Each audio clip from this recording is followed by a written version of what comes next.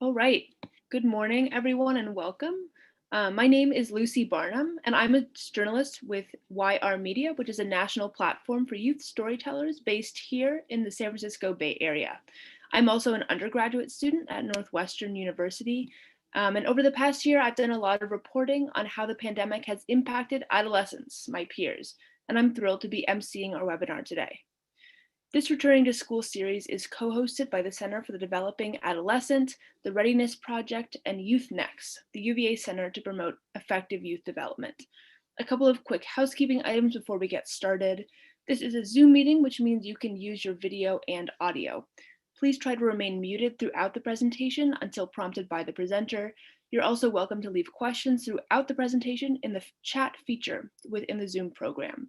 This meeting will have closed captioning through the live transcript feature. You can select to show subtitles or view the full transcript through options in the Zoom program.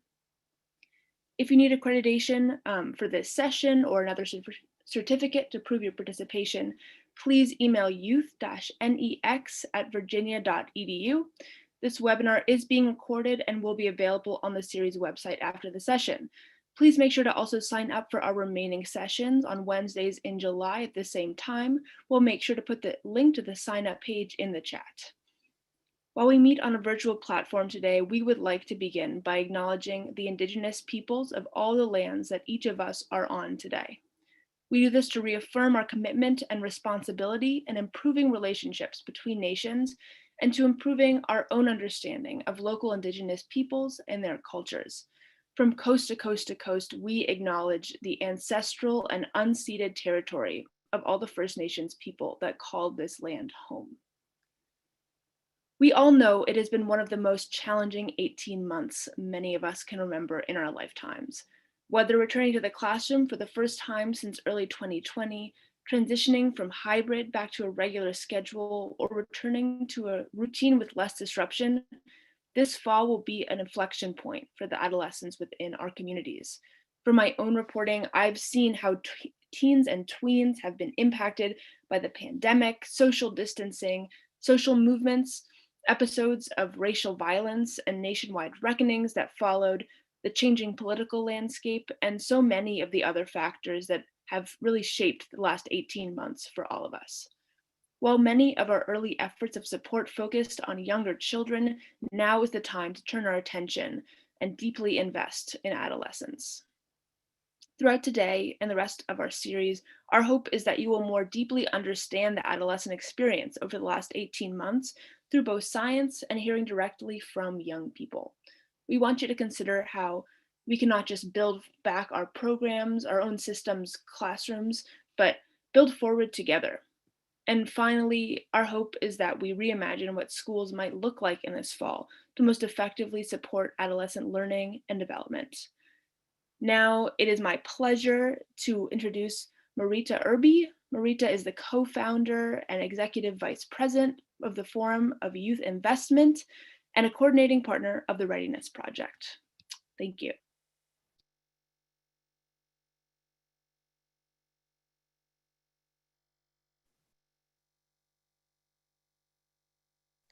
And I think I'm here with you on screen and unmuted. And I'm delighted to be here with you. It is such an important time to really be coming together again and saying, what does this look like as we move forward? How are we kind of moving into this new future together in a way that really is taking the lessons learned from this year and a half past and really thinking about how to build forward together. As we start into this today, I want to give just a little bit of information on what the Readiness Projects is really all about.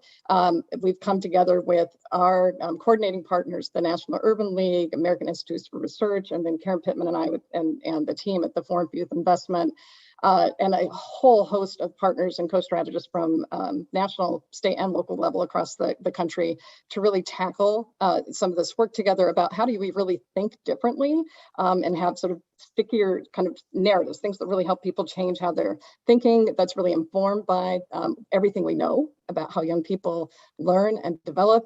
How are we really really listening and seeing differently and really amplifying the voices of youth and community leaders as we're really tackling this work together and thinking about the essential role of all adults, all settings, part of what we'll be talking about today, and this whole idea of together. How are we really coming together? And however you want to talk about it, allied youth fields, a thriving youth field, to really do this work in a more ecosystemic way. Really, all of that is towards this idea of how are we really taking science-informed strategies to accelerate progress with that really firm commitment to upending the structural inequities that we know our young people and our families are facing on a daily basis. It's all towards that end, and very much just informed by all of the conversations and the work that people have been doing in this year past. As we think about the conversation today, we really are looking at how to really think about coming back into this year to come in a way, again, that's informed by what happened in this past year with this kind of softening of the walls between schools and community organizations and families, as we started thinking about kind of out of school time being all the time, and looking at what those what really needed to happen as the resource landscape was changing, as people were having to make decisions on a regular basis about just what could new look like and how could we come together, be able to do this, and how are we really unleashing the energies and power of our young people, as well as the adults that are working with them. So we're going to be digging in this webinar to really think about how communities are working together to intentionally invest in adolescents and build on their kind of determination and commitment as part of the broader efforts to not just build schools back better, but really build forward together. Now, last week you heard Dr. Collini really help us think about 6 ways that we can effectively support adolescents this fall. At the Readiness Projects, as we look at these strategies, it's clear to us that our success in supporting adolescents in this work really can't be on the shoulders of schools alone. We're going to share with you a little bit of the information from the first session here so that you can tap into that. But as you see, it's just really so much is on how our young people instrumentally at the center of this work and helping us think differently about how we work together.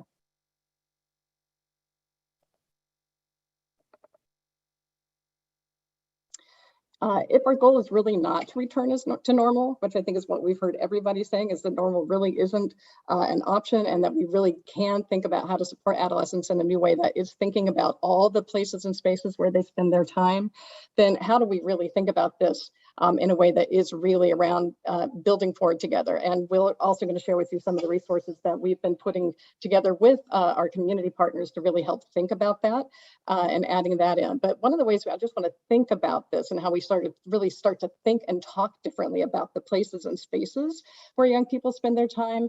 If you look at schools, for example, oftentimes we just think of schools as the big box in communities, the place where the young person is walking in that door. But if you really kind of unpacked all the places in that building, and we actually, it took us a while to even find this depiction that really sort of unpacked and said, it is about the classroom, but it's also the schoolyard, it's the cafeteria, it's the library, it's the art room, it's all these different places and different professionals, different adults in these different places that are really thinking about what that climate looks like and how those places are actually supporting learning. One of the things we know is that every experience matters. And so if you're thinking about learning and you're thinking about all the adults in all those spaces, how do you really have a more nuanced understanding of what are the experiences that happened earlier in the day and later in the day that are contributing to the young person's experience of the offering that you're putting together at any particular moment?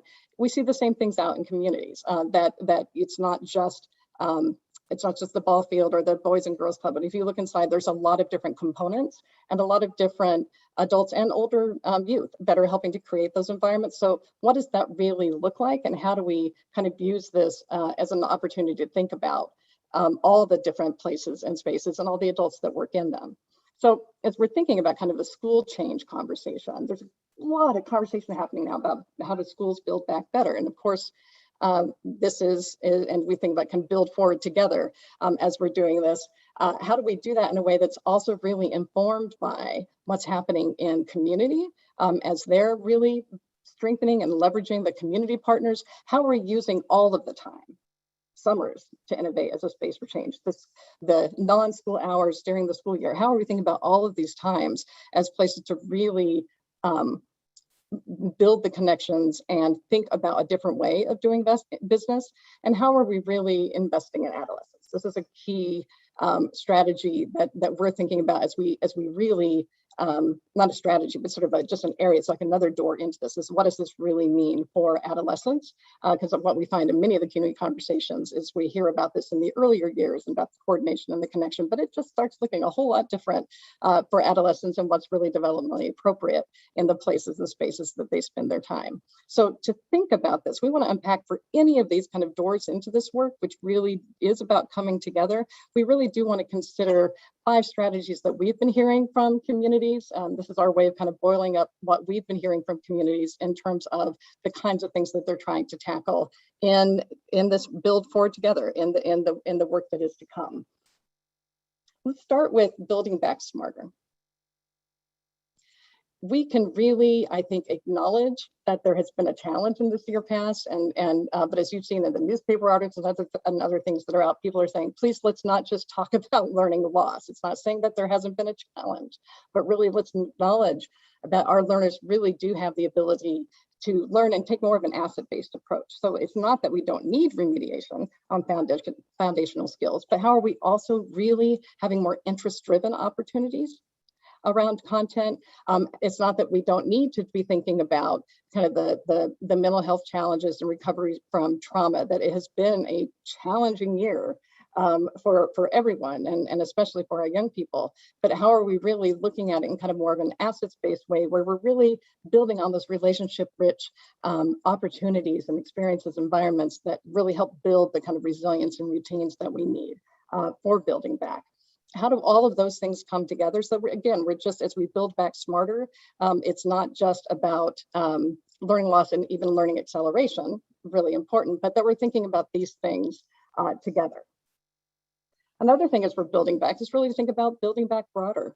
How are we really blurring the lines between the different learning and delivery systems that are out there? And I want to share a picture with you of how we've been playing with this a little bit, because sort of traditionally we often have in the school day, we focus on academics, and fall, winter, spring, and summer, it's more of and out of school time, it's more kind of the learning and enrichment, experiential, or the fun activities, that kind of thing, young people and families voting with their feet, or lately with their clicks in terms of where they go to spend time. But how do we think about this differently in a way that's really kind of blurring the lines across these spaces, and that we're thinking about not just kind of formal learning, but flexible and free choice, and where that happens in a way that is not so divided between school and community in terms of these experiences for young people. So to get us kind of into this conversation, I want to share an example of how the Boys and Girls Club in Greater Richmond and St. Petersburg, kind of Richmond, Virginia, began to blur the lines in their work this past summer, starting with the first summer that we were in COVID, and thinking about it as first, we're going to hear from them twice today, but sort of how it happened last summer, and then kind of lessons carried forward into the school year.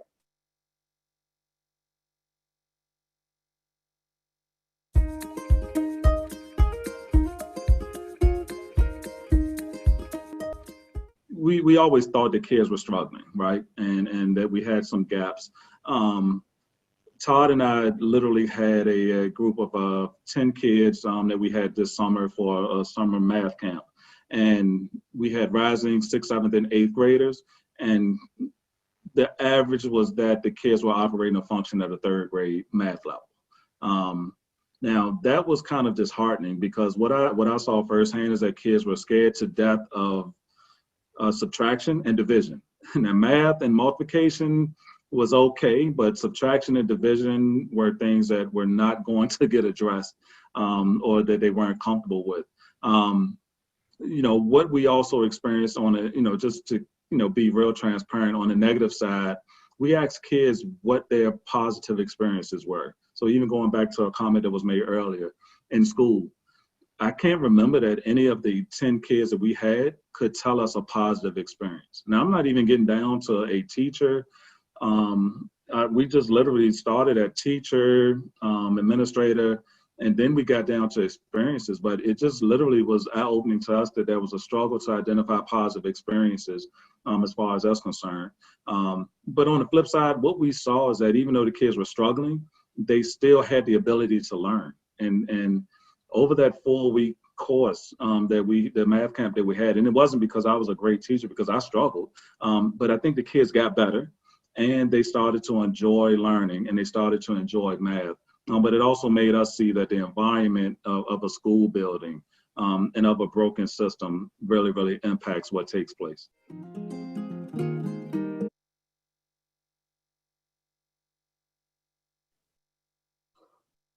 Now we will come back, that's a teaser. We will come back for the rest of the story in just a minute.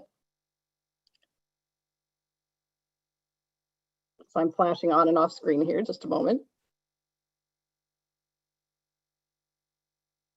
So what you're hearing in Sean's story really was both that kind of connecting what you're not blurring the lines in a way that's it's not traditionally what the setting, what their work was, what they thought about it, but really trying to think differently in a way that that responded to the realities of their young people and the interests of their young people and the realities of the time.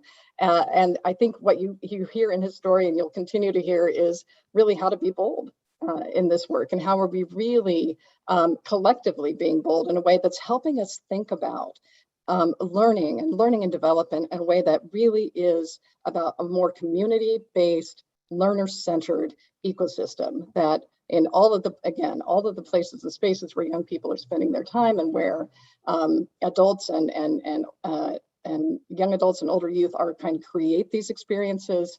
What does this really look like? How are we elevating what we know makes a difference? And how are we in some ways challenging and assessing the all of the spaces to say, do you have the essential ingredients? Do you have the essential, sometimes we call these the non-negotiables for whole child design, for youth-centered design in all the places and the spaces. This is some work that we've been a part of for the last few years, really, with the Science of Learning and Development Alliance, and some work that we've been doing with our partners at Learning Policy Institute and Turnaround for Children around really helping to think about key elements of every setting, whether it's in K-12 or in community, digging deeply really into what does this look like and what are the good practices look like in terms of this. And so I want to kind of run through this a little bit because it's really lifting up and summarizing what we all know is essential in terms of this work. And it really does start with relationships and how are you having positive developmental relationships in all of these places, how you're leading really with a sense of belonging. And a lot of work that we've been doing it's been looking at not just how do you have the environment self-filled with safety and belonging, but how are you helping realize that young people might be coming into that environment with a lot of experiences that have been more othering, and what does it take to really understand the experiences that they're kind of carrying in with them, and that space needs to not just be a great space for the moment they're in it, but something that helps them helps you realize what's happening in their broader lives and helps them both deal with that and be able to leave in a way that they're able to navigate across those other places and spaces. Something that really is around knowledge acquisition, and that is something that is really about rich learning experiences that does help with knowledge development, and really a place where you have an opportunity to build skills and really develop those habits and mindsets that make a difference in learning long term. To be able to do that. And then just one of the basics is meeting young people where they are, that you're also seeing that there might be some supports that they need, that there are these kind of integrated support systems, not just wraparound, but things that are really thinking about what they need throughout their lives. And how are you, again, in each experience, how are the adults at least keeping an eye out for what might be useful in terms of supports and helping to make those connections happen. So while there may be different doors into this for people, and they might lead more, say, with the knowledge acquisition, or lead more with the connecting relationship or the interest-driven kind of learning, the idea is that each of these things needs to be woven together as we're thinking about what a whole experience looks like and what a high quality experience looks like. So if we're thinking about that and we're saying every young person needs to have it, I think the other really big challenge in this work going forward is how are we really tackling and looking at issues of inequity that are baked into our system. So how are we're all driving towards our society, our systems, everything needs to be much more equitable, and ensuring that every young person has the supports that they need to optimize their own learning development and be on the path to the future that they desire.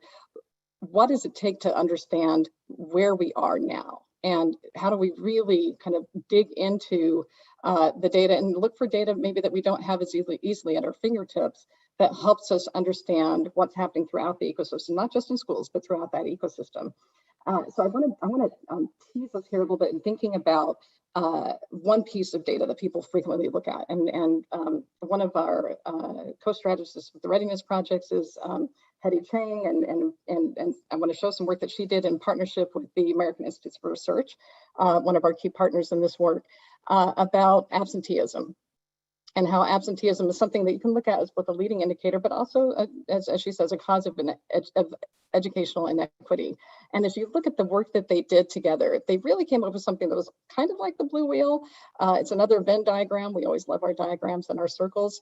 But what we want to look at is what happens when you really kind of look at these components and then pose this question of what would happen if, not just in the settings where this is where participation is mandatory, but in the places where it is more voluntary. So the picture they have around physical emotional safety, belonging, academic challenge, again, very similar to the one that we were just looking at. But one of the things they're looking at in these settings is how absenteeism could be the sign that the positive conditions aren't there.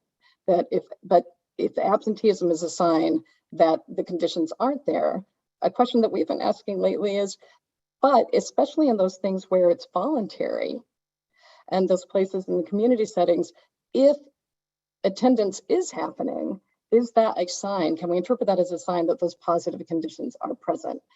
It's work that we've been looking at for years with the work that I first did 25 years ago before starting the Forum for Youth Investment on urban sanctuaries, and where we really looked at where the programs where young people voted with their feet, where they were there because these were the things that they were finding. So just thinking about what would it look like to really be able to collect that kind of data and what it takes to understand what that story is. The last sort of B that we have is really looking at how we build on and really unleash adolescents' determination. And we were thinking a lot about even how to explore this, which word to use, and came up with determination. But thinking about how you really build identity and agency and competence of young people and the connections that they really need to be successful. And in this, I do want to kind of go back and let's just listen to again the story from Sean. We're going to do just a couple of setups here, but I think the what is Sean telling us about what he did to really make sure that he was building on that power of adolescence.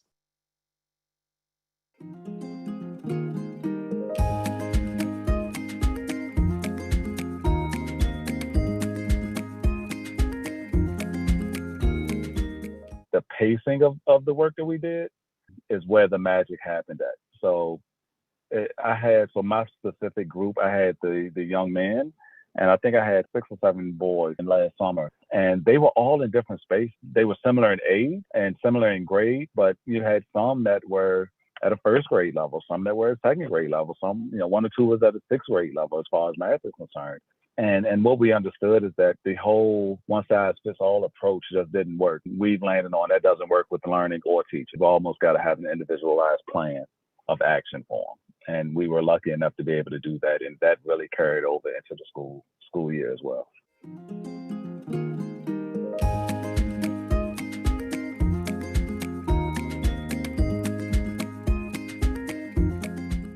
So we kind of evolved our overall model, and it all evolved from what we learned with the math camp. We had virtual learning sites. We partnered as far as case management. is concerned with the families. We communicated with teachers and counselors. We ended up getting phone calls from a few high schools around, look, I've got these kids that are not engaged and they haven't signed on yet. Could you take them on as potential kids that you put on your rosters? The simple fact is that we actually had principals and counselors reaching out to us for assistance, which was really, really powerful.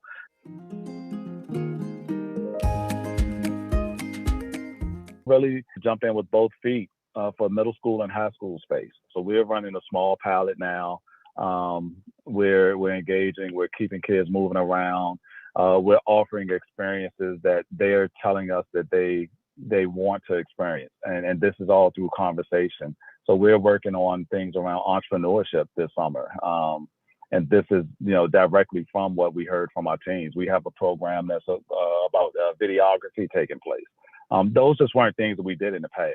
One of our mottos has been amplifying voices, and, just a play on words. I think we amplified our listening. We are actually giving and partnering with the families and the teenagers around the things that they're interested in, and they are learning, and we're teaching all at the same time. So we've just tried to remove that barrier of saying you have to do this at this day, at this time. And we're able to build upon the relationships that are in existence with our existing staff as well.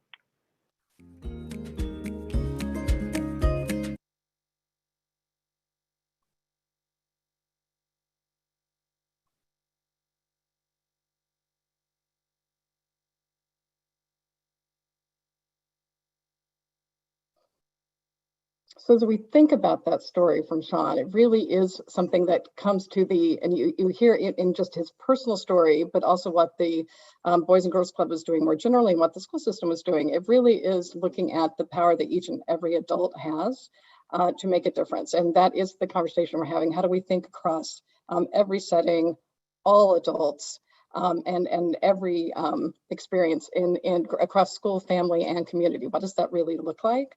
And how do you really, in the power that adults have to either, make it rain or bring the sunshine, what does it look like in terms of the overall climate, but also in terms of the very specific content that they're bringing to young people? So one of the things that we know is a challenge, though, is that as we think about learning and development, some settings are really given preference over others. Accountability, systems, funding, even our language, like out of school and after school, is the juxtaposition to school as the place that learning happens, really can almost create these divides. So how do we think about really bridging in terms of this work? And I think if we have up here, and then Lucy's going to join us here, I think in just a minute, but be able to share what we've heard from a couple of our leaders in school and out of school time about what this looks like to really see each other in this space.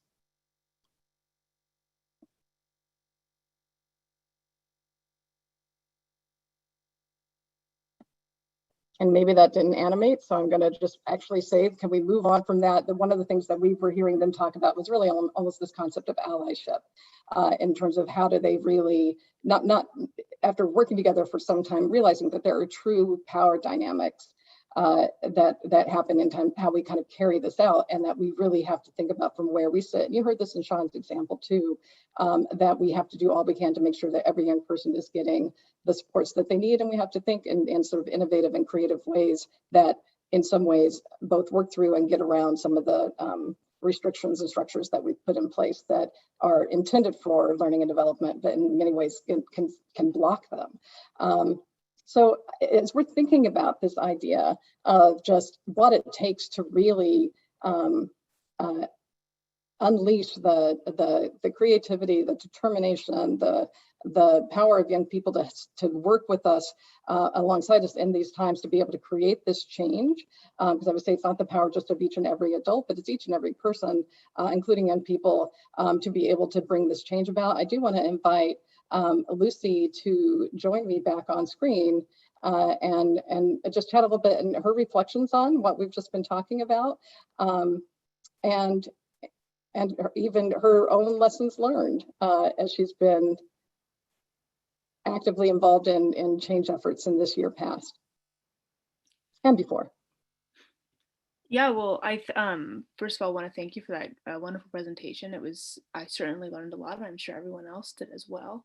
Um, I I certainly agree with many of your points, and I don't, you don't necessarily have to be a reporter or a researcher to know how impactful adults can be in adolescents' lives, even if they don't always express it or don't always want to express it in ways that are easy for adults to understand. And I really appreciated the point about um, attendance and having how so many factors in an adolescent's life can influence how well they're able to do in school or enrichment activities, uh, and and how it's important not to necessarily be punitive when a student doesn't show up to class or to summer camp or after school work, and instead be focused on what's going on in their lives and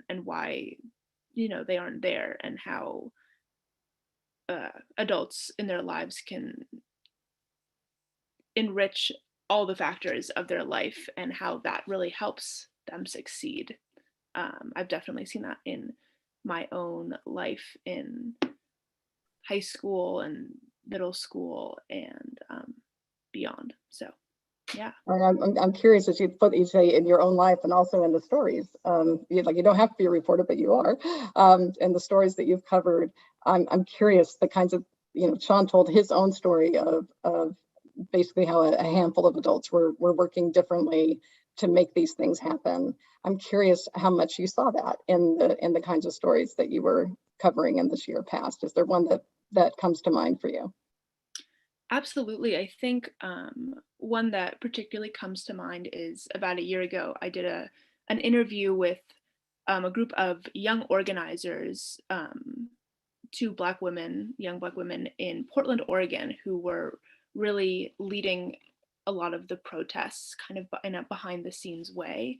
And I think one thing that really struck me, besides, their bravery and ability to really organize and be catalysts in a movement, is how the adults helping them run their organization created a situation in which they could be successful and in which they could be more successful than the adults could be in organizing those protests by themselves, because oftentimes young people know the communities that they're in and they understand, um, not more intuitively, but they truly understand and are able to act on um, finding ways to get young people involved in movements. And that goes for protests, and that goes for uh, politics and voting and other ways that young people got involved in higher proportions in this past year. And so I think it's certainly, I really, yeah, one of the big takeaways from that video was about how adults can think differently about how they're doing things, especially now and going forward, as is the main theme of these webinars, in supporting young people and really allowing them to be change makers in their communities. Yeah, it's interesting. It's what Sean's comment of the how do we amplify our listening. Is part of what I'm hearing in the story that you're telling. And it's not just listen to young people because they can tell you about their life and realities, but listen to young people because they actually know the strategies that are going to make it happen and the connections and how to do that. And not that it's how you get the work done. Absolutely. Absolutely. Yeah. I'm going to see, I think Catherine is somewhere here on one of our screens, and I think she was going to move us into some smaller group conversations, sharing some of the ways that we've just been having conversations with communities with our Build Forward Together work. And a lot of it is that how are you amplifying your listening is a key part of it. And frankly, at these times, like, what are the questions to be asking? Because we are in this era where it's like nobody's done exactly this before. right? So being able to say, what are the things we should be thinking about as we're trying to build forward, because nobody's quite done it before. We haven't had a time like this. Catherine, I think that's where we are. Are you going to be taking us into our small groups?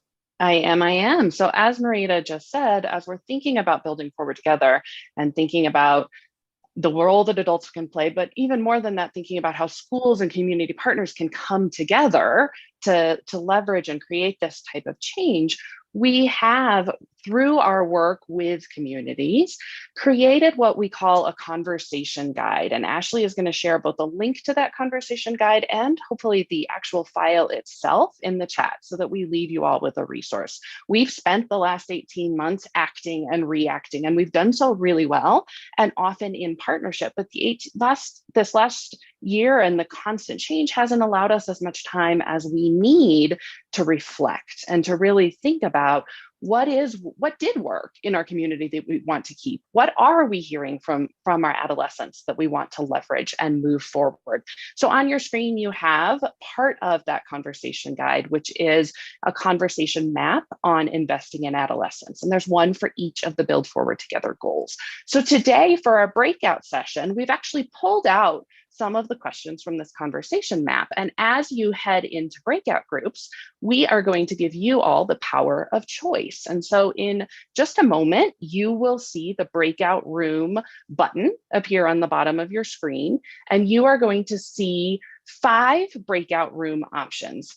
So the first will be a conversation about partnership, a chance for you to think about in your community, where are adolescents currently spending their time? How are you partnering with those other spaces where adolescents spend their time? Or if you are one of those places, how are you partnering with schools?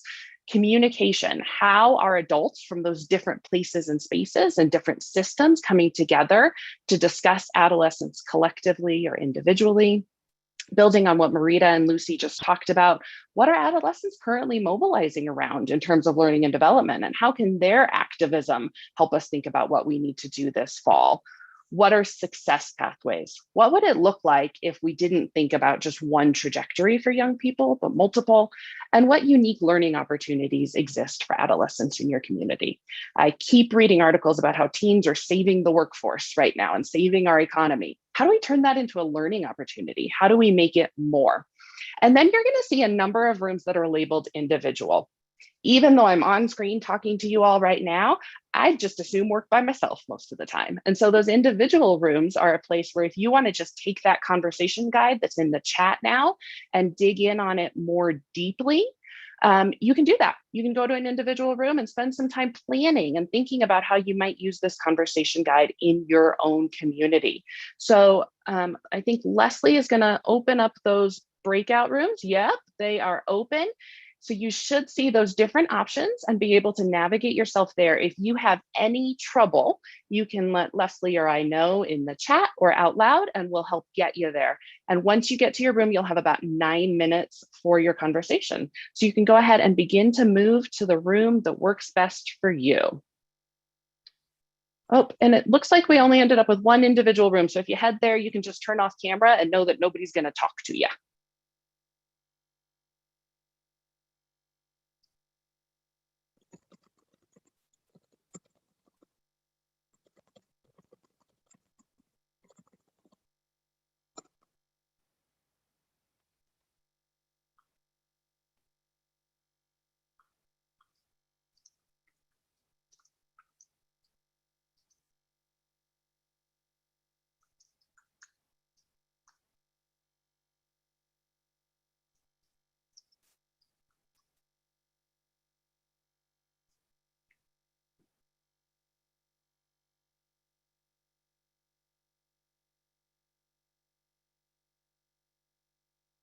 Please do shout out if you need any help transferring.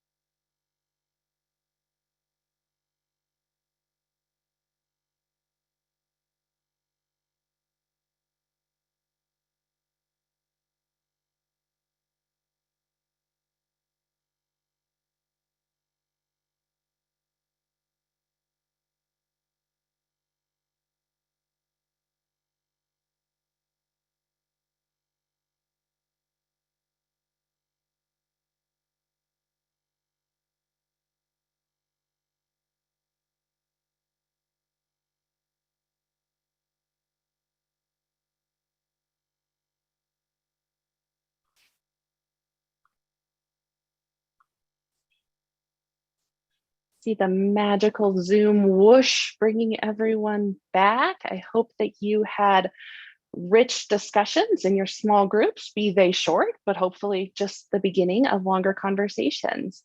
As we did last time, we are going to use Menti to help us do some reflection from our conversation. So Leslie has just shared the link in the chat. And we'll pull it up for us. We would really love to hear, as you think about taking today's conversation back to your communities, what is one conversation that you're eager to have with partners, with stakeholders from across the learning ecosystem about how you can support adolescents this fall? So if you head to the link that is in the chat, you can add as many ideas from your breakout conversations as you would like. We would also welcome and invite anyone who is feeling brave and wants to come off mute and share a question or comment or portion of your discussion. We're eager to hear how you're thinking about continuing this conversation in your communities.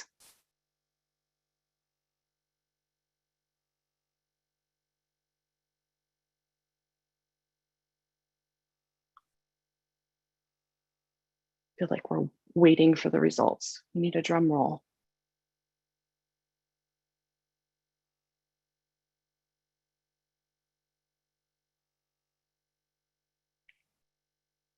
There they come.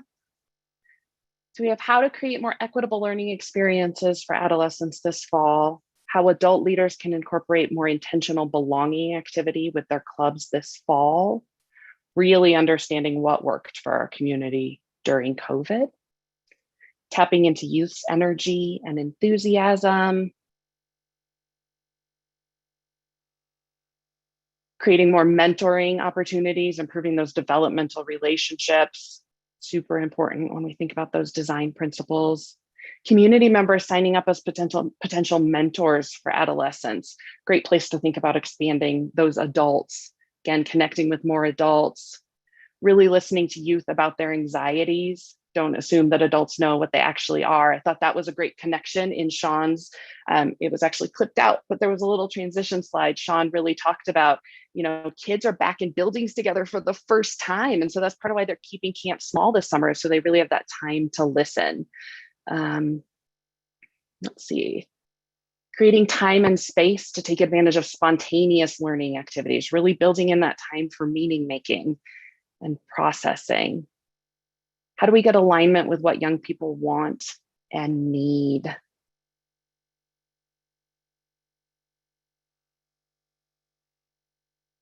Sean's point about pacing. Yeah, how are we really understanding? Goes to in the diagram that Marita talked about, right? That balance of interest driven and acceleration goes straight to that piece around pacing as well. How schools and youth development organizations can use increased coordination and partnership. How to get alignment. Marita, if you see any that are jumping out, it's scrolling so quick. Feel free to pipe in if you see one that speaks to you. There's so much on hearing from young people, whether it's their reflections, whether it's their interest, their energy, as well as just seeing things around how that, and it's one thing we talked about in our small group too, just what understanding that our adults, our frontline adults have experienced this year as well, and what it takes to really support them as they're doing that work. Yeah, absolutely. Absolutely. We've got to be in the place to have those conversations. Great. Well, we would love to have you keep adding to that Menti. We'd love to hear from you if you dig in and use the conversation guide on how you used it and what worked, and hope that you'll take these conversations you started in your breakouts today back to your communities. But at this point, I think Marita and I will hand it off to Lucy to close us out.